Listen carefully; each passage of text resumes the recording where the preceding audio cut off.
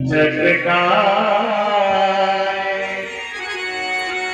जोड़े के फिर ना जुड़े,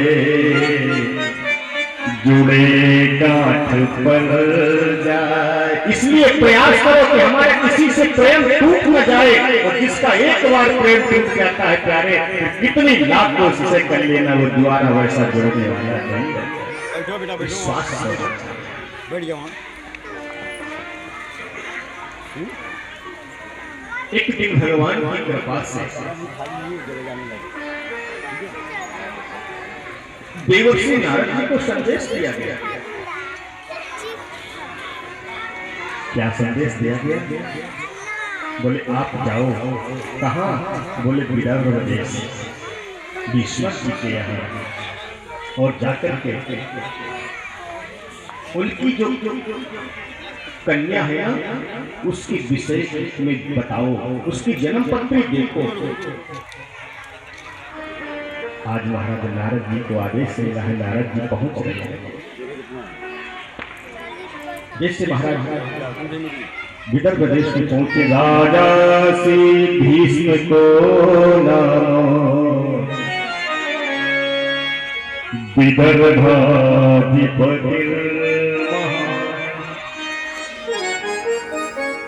तस्य पंचा भवन पुत्र कन्यका चवरा। 5 पुत्र एक कन्या।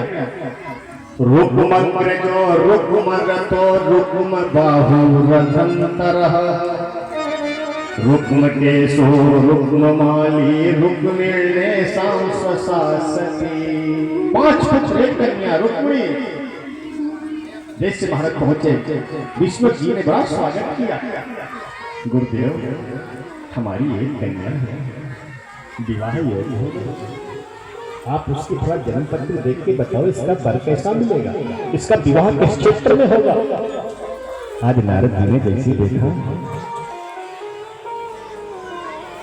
राजन आप इसके विषय की चिंता मत करो, इसको बड़ा ही सुंदर राजकुमार मिलेगा, उसके समान तीनों लोकों में कोई शक्तिशाली नहीं होगा,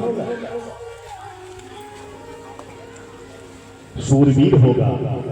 प्रत्येक व्यक्तियों के, प्रत्येक भक्तों के हृदय में महाराज उसका वास है, लेकिन मिलता उसी को है जो उसको याद करता है। क्योंकि संसार में बहुत लोग हैं, बहुत जीव हैं, लेकिन सबका भगवान कल्याण नहीं करते। कैसे नहीं करते? ध्यान से समझो। एक बार की बात है, मैया यशोदा अपने लाला के जन्मदिन पर जमुना जी के पास में गई और एक एक दीपक को लेती है, उसको प्रज्वलित करती है और जय जमुना मैया हमारी लाला की आयु लंबी करना। फिर दूसरा दीपक लेती है, जय जमुना मैया हमारे लाला के ऊपर जो भी आदि व्याधि है उसको दूर करना। ऐसे एक एक दीपक लेकर के जमुना जी में छोड़ रही है, और दीपक महाराज जलते जलते जलते जमुना जी में प्रवाहित हो रहे। बड़े सुंदर दृश्य लगता है। हमारे वृंदावन में कुछ ऐसे मुहूर्त आते हैं, पर्व आते हैं, जब लगभग पूरा वृंदावन जमुना जी के किनारे जाकर के दीपक जलाता है, और उन दीपक को जलते हुए देखो तो इतना सुंदर नजारा लगता है, देख करके मन हृदय से गदगद हो जाता है। और ठाकुर जी से निवेदन करते हैं, प्रभु ये आनंद तीनों लोकों में कहीं मिलने वाला है। मैया तो महाराज इधर से दीपक जला रही है, जमुना जी में प्रवाहित कर रही है, लेकिन हमारे कन्हैया कुछ दूरी पर जाकर के रोटी जल में खड़े हो गए और एक एक दीपक को लेकर के बाहर निकाल रहे। मैया ने देखा लाला नहीं दिख रहा। कन्हैया, ओ कन्हैया, संध्या का समय है। संध्या भी कैसी होती? बोले काली। जमुना जी कैसी है? बोले काली। और हमारे कन्हैया कैसे है? तो काले में काला दिखाई देता है, दिखाई नहीं। मैया और मैया की आंखें भी थोड़ी कमजोर हो गई। उस समय डॉक्टर साहब तो थे नहीं, उनकी चश्मा लगा लेते।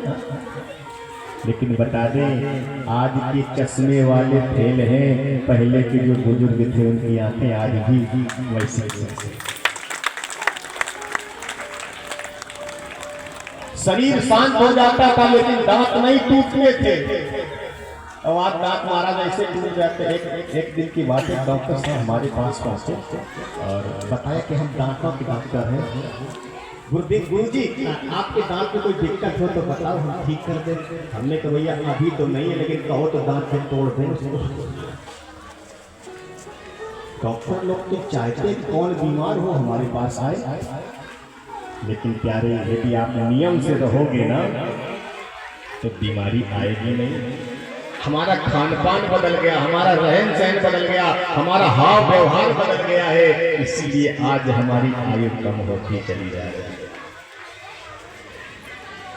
यदि जितना हम जगेंगे आयु लंबी होगी, जितना ज्यादा सोएंगे उतनी आयु कम होगी। सोने से आयु जल्दी खत्म होती है। श्वासें तेज चलती हैं सोने में और जगने में कम चलती हैं। और यदि उसके बाद भी हमने प्राणायाम किया ना तो हमारी श्वासें और लंबी हो जाती हैं। मैया ने देखा कि नैया तो दीपकन को बाहर क्यों निकाल के रख रहे हैं? बोले मैया ध्यान से सुनना, ठाकुर जी की क्या रणनीति है। बोले मैया जो दीपक आप प्रवाहित कर रही है ना, मैं उनको निकाल के बाहर कर रही हूँ। बोले बेटा बाहर क्यों कर रहे हो? मैं तो जमुना जी में प्रवाहित कर रही हूँ तेरे भविष्य के उज्जवल के लिए। और फिर यहाँ इतने बहते हुए जा रहे हैं तो कुछ दीपक को ही तो निकाल के बाहर कर रहा, बाकी तो बहते हुए जा रहे हैं। भगवान ने कही माँ संसार में बहुत से जीव बह रहे हैं, लेकिन जो दीपक जलता हुआ हमारे इन चरणों के पास में आ जाता है, हम उसी का हाथ पकड़ करके कल्याण कर देते हैं। हमारे श्रीनाथ जी को आपने देखा होगा, एक हाथ उनका नीचे है और एक हाथ से आशीर्वाद देते हैं। भाव यही है कि एक बार तू आकर के झुक जा, मैं तेरा कल्याण कर दूंगा, अपने धाम में बुला लूंगा। प्यारे आज नारद जी बड़ा सुंदर भगवान का कीर्तन कर रहे हैं, लेकिन एक महाराज बात है, उस बालक के नाम का कोई अता पता नहीं होगा। उसके कई नाम होंगे, कई माता होंगी, कई पिता होंगे। जन्म देने वाला कोई और है, पालने वाला कोई और है। आज जैसे महाराज भगवान के चरित्रों का गायन किया है, रुक्मिणी मैया के हृदय में भगवान का वो चित्रण खिंच गया है, क्योंकि भगवान की कथा भी बड़ी मोहिनी होती है। हमारे ठाकुर जी भी मोहिनी है। आप विचार करो, जब भगवान की कथा इतनी सुंदर है कि हम सब अपने ग्रह कार्यों को त्याग करके यहाँ इस जमीन पर आकर के बैठे हैं। नीचे से बैठने में कंकड़ पत्थर भी लग रहे होंगे, लेकिन फिर भी सब बैठे हैं। क्यों? बोले कथा सुनने के लिए, महाराज उसमें जो रस है उसको पाने के लिए। तो थोड़ा विचार करो, जब ठाकुर जी साक्षात रूप से इस धराधाम पर होंगे तो कितना रस रहता होगा, रस की खान हो गई। मैया ने कहा देखो हम अपनी पुत्री का विवाह उसी घर में करेंगे जो उसके योग्य होगा। जो कुल होई अनुपा, जो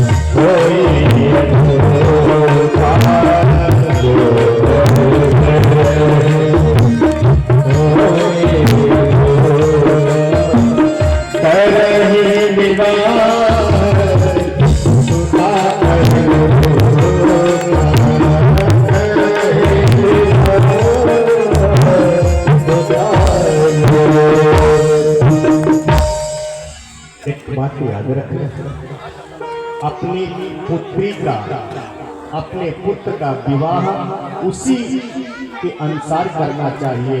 ऐसा नहीं कि बेटा तुम्हारा डबल ए में पढ़ा लिखा है और बेटी उसके सामने न पढ़ी लिखी हो, जीवन की गाड़ी महाराज ठीक से नहीं चलेगी। जब दोनों का भार बराबर होगा तभी उसका आनंद जीवन का रहेगा, चलने का।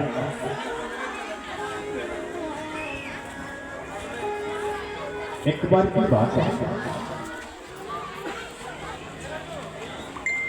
पहले के जब लोग अपनी कन्या के लिए वर देखने जाते थे तो मालूम है क्या देखते थे?